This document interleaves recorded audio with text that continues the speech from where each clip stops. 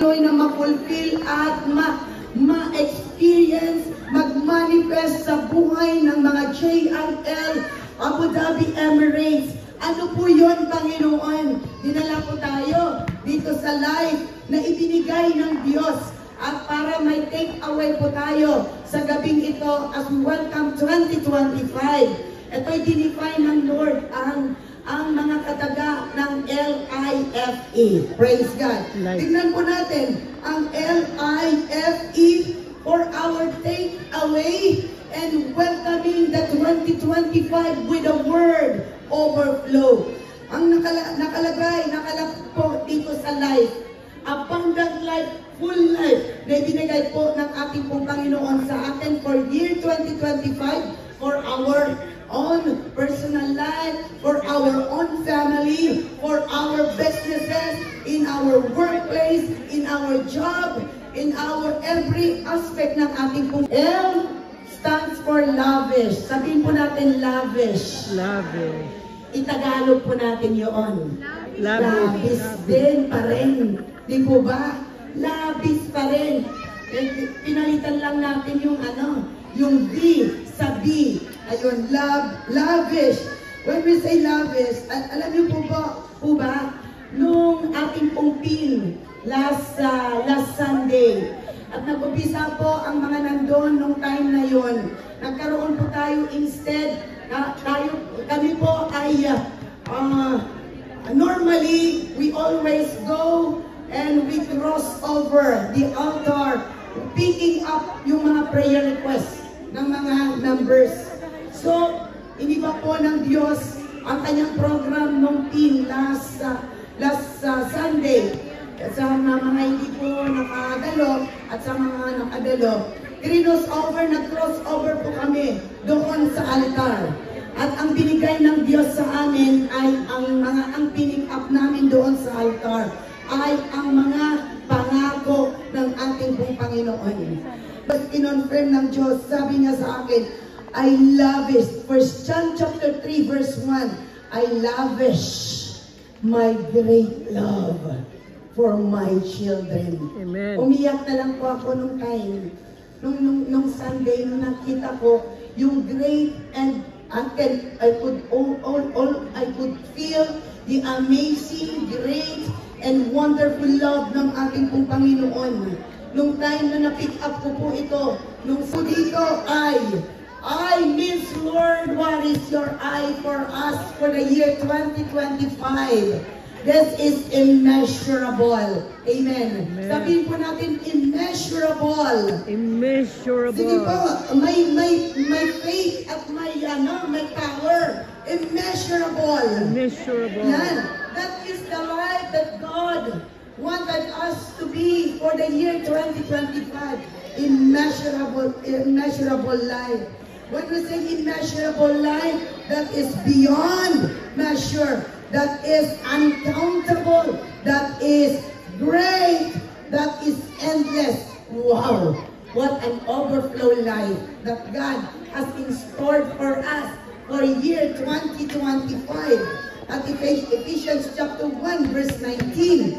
And what is the immeasurable? Sabi doon, sabihin po natin ulit, immeasurable. Immeasurable. The immeasurable greatness of His power to us. To us who believe according to the working of His vast strength. Ang kanyang pigsa. Ayan. Ayaw ko po ng pigsa, sabi ng mga Tagalog. Pero kami na Ilocano, gusto namin ng pigsa. Ayan. Sa mga Ilocanuhan, pigsa is strength. We want the immeasurable strength of my God. We want the measure who is now storing for year 2025 for us. That lavish love, that immeasurable power is being released upon us for year 2025. Amen po ba? Amen. Please prepare our hearts now for the greater outpouring ng ating pong Panginoon. F stands for fruitful life. Sabihin po natin, fruitful life. Fruitful life. Sige po, parang with power. Fruitful life. Fruitful life. Gusto niyo po ba ng fruitful life? Amen. Di ba? Gusto natin ng, gusto natin kumain ng seedless eh. Ayan, ayaw natin kumain na may mga seed. Di po ba? Eh, hindi ka naman mamumunga pag wala kang seed, di po ba? Hindi ka naman mag-grow or hindi ka magre-reproduce kung wala kang seed, di po ba? Pero tayo minsan ayaw natin ng mga balakid, ayaw natin ng mga seed. Pero ang mga seed, yun ay talagang nagbibigay din ng healing touch sa atin. Kaya yung mga ayaw ng mga may mga seed sa grapes, di po ba? Yung seed na yon ay talagang healthy sa ating body yon. Kaya wag tayong mag-complain, wag tayong magreklamo kung ang kinakain natin na grapes ay may seed. Ayaw natin ng balakid, di po ba? Pero yun pala ang Ayaw po bala. mag-flourish at sa buhay natin. Parang yung mag-asawa, sabi natin, marriage is not at all a bed of roses, di ba? Sa mga sinasabi natin, life is not at all a bed of roses. Marriage life is not at all a bed of roses. Huwag mong tignan yung tinik. Dahil tinik, pag tinignan mo yung tinik sa rose, ay talagang you will never become strong. Pero yung nakapaligid na tinik, yung roses na yon, hindi nyo po ba napapansin? Yung tinik ng roses na yon, yon ay nakakapagbigay ng nag-bloom ang isang roses. Ito'y naging fresh ang isang roses pag may tinik. Amen po ba? Try to take out the thorn in that. Siya, mag-wither ka agad yun. Malalanta ka agad yun pag wala po yung mga tinik. Oo. So, huwag po natin hayaan na ang buwan natin, kung tayo po ay may tinik, tayo po ay mga twists and turns of our life. Pag may mga trials tayo na iniisip natin yun ay tinik sa ating buhay, welcome that tinik, welcome that trials, welcome them all because it will cause us to be stronger, sweeter, and nobler as the days go by. Amen po ba? Hallelujah! Sige po, palakpakan po natin ang Diyos na buhay. Yung fruitful ang buhay natin, prosperous, successful, and productive. John 15:5 sa World English Translation, John 15:5, I am the fruit tree. Sabi doon, ang Panginoon ang fruit tree. Ang Panginoong Jesus ang fruit tree. And you are the branches. Sabi mo sa katabi mo, you are the branches. Yes. And ang ating pong Panginoon ang fruit tree. I will be in the person who is in me. That person will have a fruitful life. Sabihin po natin, fruitful life. Fruitful life. And you can never have a fruitful life without connecting to the fruit tree. And that fruit tree ay ang ating Panginoong Jesus na buhay. Amen po ba? Praise the Lord! Palampakan po natin ang tayo po ay magpatuloy sa napakagandang bagay at mga magagandang bagay na gagawin po ng ating po Panginoon this year 2025. Ang E. Ano po yung L? Let's have a review sa lahat ng mga excited at may take away for the year 2025. L stands for Lavish. I stands for Yes. praise the Lord. F stands for and E stands for empowered life. Amen. Amen. Who wants to be empowered? Amen. Sabi doon, a greater outpouring ng ating pong Panginoon. The greater outpouring. And that greater outpouring ay ang ating pong Santong Espiritu. The Holy Spirit is the one who is going to empower us. Dahil po, sabi po ng Ecclesiastes chapter 5:19, further as for every man to whom God has given riches and wealth, He has empowered him to eat from them and to receive his reward and rejoice in his labor. So, dito, God has empowered us. Sabi po ng Deuteronomy 8:18, and to remind each and everyone, dahil po ang tao ay sadyang nakakalimot na pag nakaranas na, nagtatamasa na ng mga magagandang bagay sa buhay niya, nakakalimot.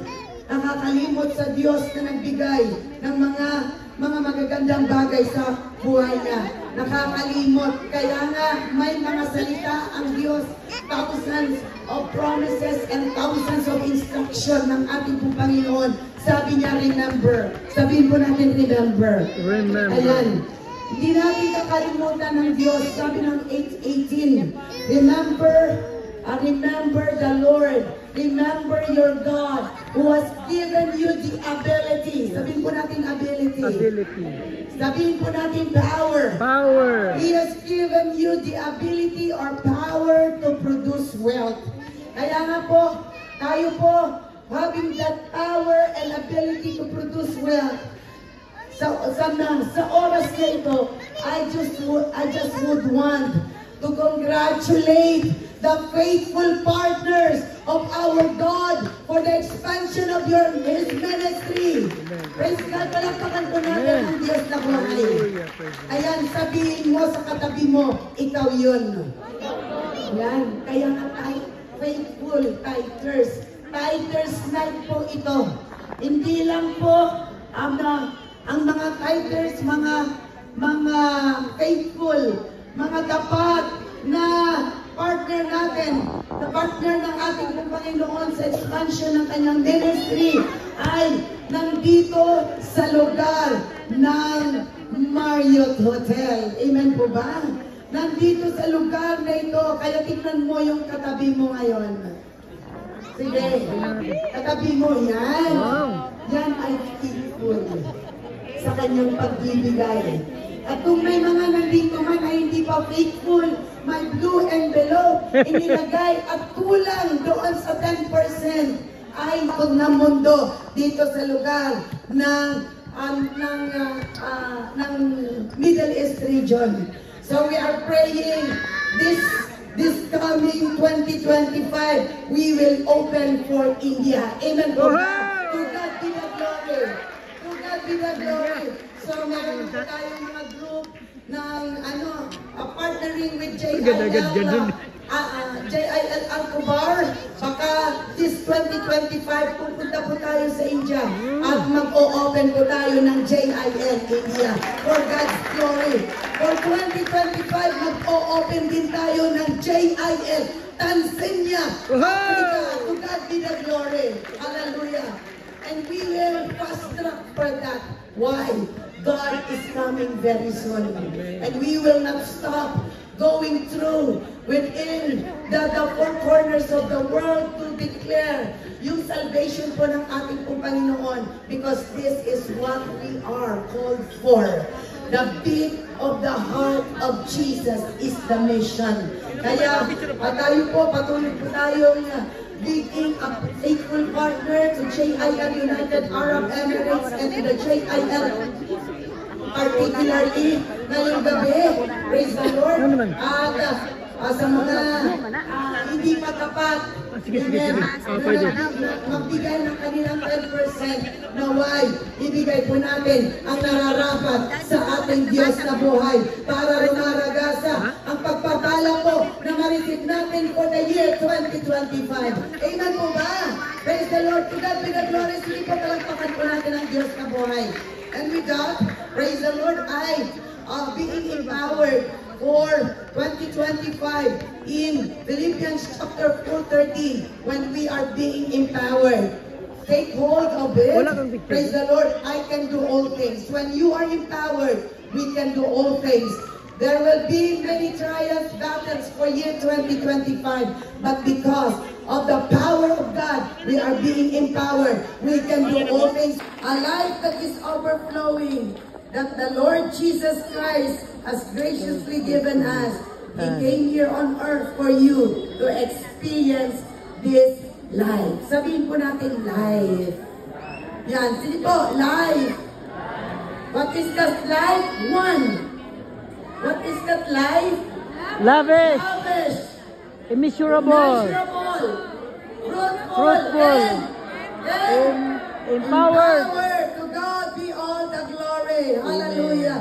Palakpakan po ulit natin ang Diyos na buhay. Partnership with you, God. This is our pledge. Dahil po tapat ka, dakila ka, tapat ka magpakailanman sa amin po, Diyos. Tayo po, ngayon ay Ikaw ay laging naiiyak. Salamat na outpourings and overflow for year 2025. Kahit po mag-overflow ng mga gusto natin mangyari.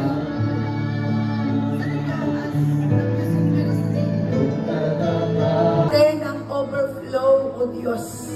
Kalakip ng overflow ng aming pananampalataya, natutuparin mo ang mga pangako mo, Panginoon, for year 2025. As we declare 2025 a year of overflow for the United Arab Emirates, and even, O Lord God, in particular to the Abu Dhabi Emirates, the whole corners of the Abu Dhabi Emirates. Father, in Jesus' name, hayaan mo, Panginoon, that every promises, every desire ng inilagay ng inyong mga anak, O Diyos, ang mga picture ng kanilang mga pamilya, Panginoon, kitang-kita mo ang mga pamilya na ito, naglagay ng mga picture, naglagay ng mga panalangin.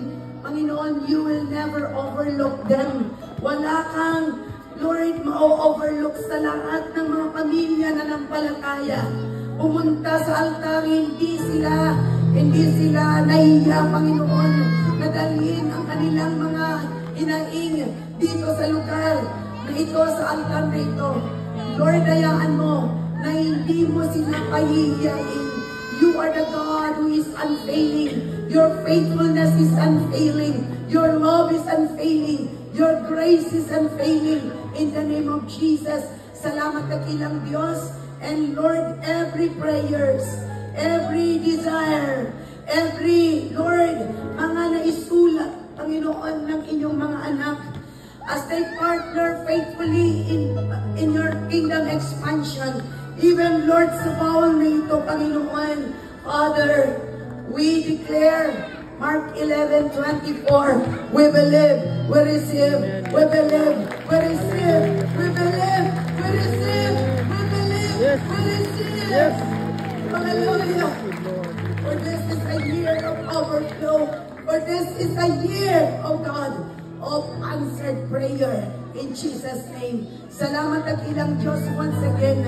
I declare every faithful tithers of this JIL Abu Dhabi Emirates, oh God.